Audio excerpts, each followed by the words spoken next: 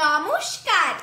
সরস্বতী পুজো উপলক্ষে একটি সুন্দর কবিতা কবি সুদীপ্তা পানের লেখা বিনা পানি। বিনা পানি মাগো তুমি বিদ্যা মোদের দাও, বন ফুলের পূজা তুমি গ্রহণ করে নাও।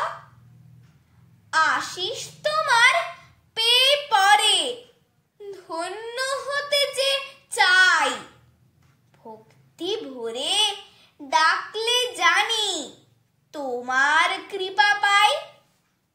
মাঘের মাসে শীতের দিনে তোমার পূজা হয়, ছেলে মেয়ে সকল মিলে উপোস করে রায়।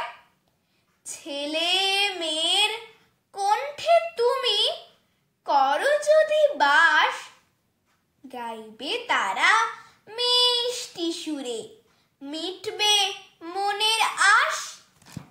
বিদ্যা যদি দাও গো তুমি ঘুচবে যত দুঃখ, জ্ঞানের আলো দেখবে সবাই পাবে হাজার সুখ।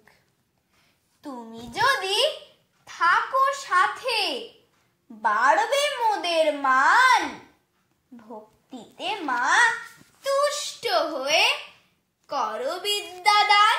নমস্কার। যদি আপনাদের আমার এই কবিতার ভিডিওগুলি ভালো লেগে থাকে তাহলে অবশ্যই আমার চ্যানেলটিকে সাবস্ক্রাইব করবেন এবং ভিডিওগুলিতে